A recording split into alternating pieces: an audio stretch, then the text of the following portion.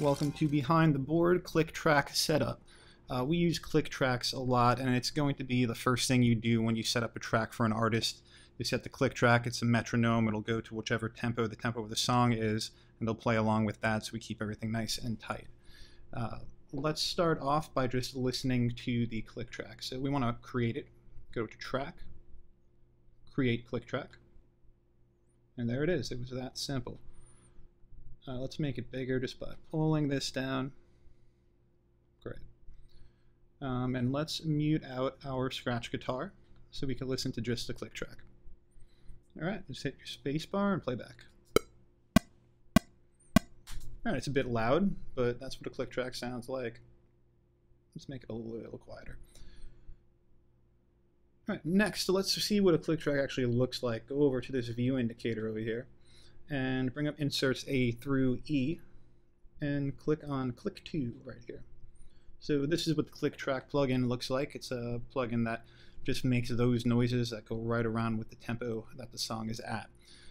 There's two different clicks. One is your accented click and one is your regular click, your unaccented. Your accented comes on the downbeats on the one of each measure. You can just hear it right now. And you could change that too if you wanted to go change this. You could change it to different sounds. You could change it to bells, whatever you might want to. And you could even change it to the same click and you'll have no accents. That might come in handy on some of the more complicated riffs that you come into contact with. But let's change it back and start with the classic click. So classic click accented on top, classic click on bottom. Let's get out of this menu and let's see what's going on with this song, this scratch guitar track that we have here. I could tell you to start with that the tempo is wrong. We have the wrong tempo here, but that's just so that we can go ahead and get the right tempo. Show you how to get through all of that. So let's listen to it. All right, so there's two things wrong. The tempo and the meter are wrong. Let's change the tempo first. Go up to the tempo bar, and right next to the plus sign is a red arrow. Double click on that. Perfect. And let's change the tempo to the correct tempo. It's 120. 120, and just hit OK. And now we should be at the right speed, but not the right meter.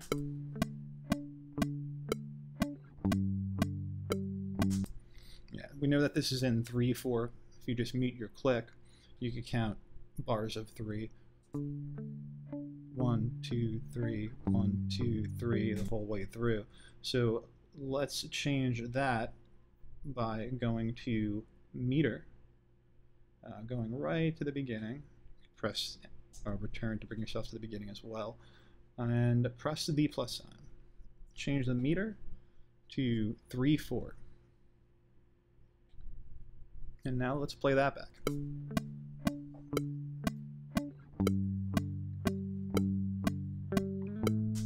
Alright, we have that all fixed up already, but there's going to be a few tempo changes. Let's listen to where the first one is. It's right around this area. 16 seconds is where I'm starting at bar 12.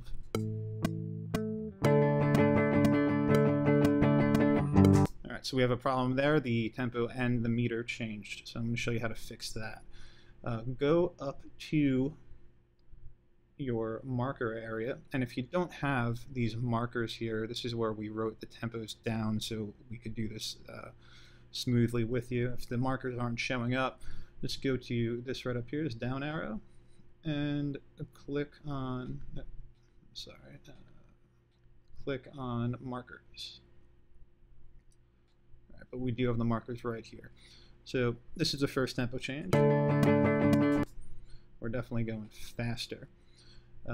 So what we want to do is press this plus button, and that'll enable you to change wherever your cursor is.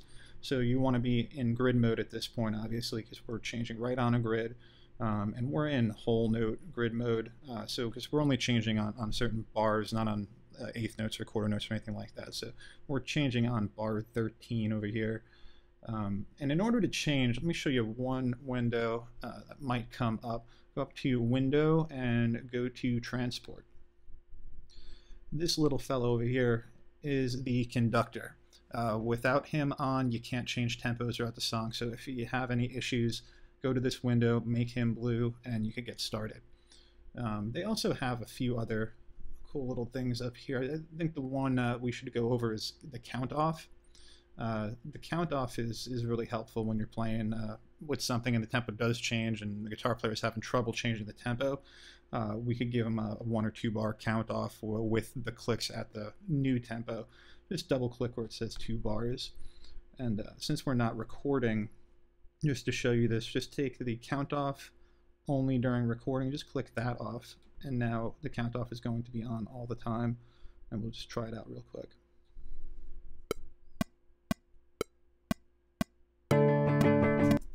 So that's how that works. We'll take the count off for now. We don't need that. And we'll go back to only during recording. All right, we'll X out of this and do our tempo change. So go to tempo, go to the plus button, make sure that your cursor is blinking at bar 13, press plus, and we're going to change it to 164. And the cool thing about this is you don't always have to know the tempo, especially if an artist comes in and they don't know the tempo, but they can play it at a certain speed for you. All you got to do is tap that tempo in by pressing the T button down to the beat of the song. Or you can see how that's changing with the different speeds that I'm going. So if you tap along to the song, you could change the tempo to whatever your guitar player or drummer is already playing, even if they don't know what the tempo is. But we need to change it to 164 and just hit OK. All right, great. Let's see if that's right. That's right, but our meter needs to change back to that 4/4 meter. So let's go to our meter plus button, change it to 4/4.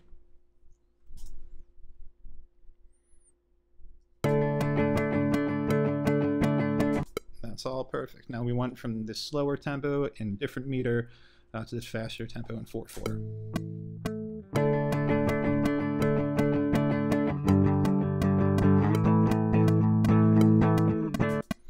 Okay, so our next issue is we have what's called a ritardando. It's a slowdown at the end. So we're going to draw that in as well. You're going to go over to bar 15 over here, put your cursor there. And we're going to bring it all the way to bar 17. So we're in our grid mode and we're in bars, so we'd go 2 like that, but just bring it up to your tempo bar, your green one up here, and do it there. And that's it. You have that highlighted and you're perfect. We'll bring it over to event. We'll go to tempo operations and do a parabolic curve.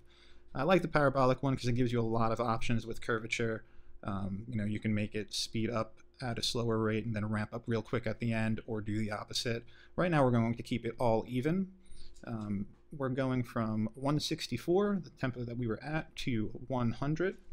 So at meter 15 it'll be 164, and it will decrease in speed evenly until it gets to 100 at meter 17. I'll apply that. Let's hear what happened.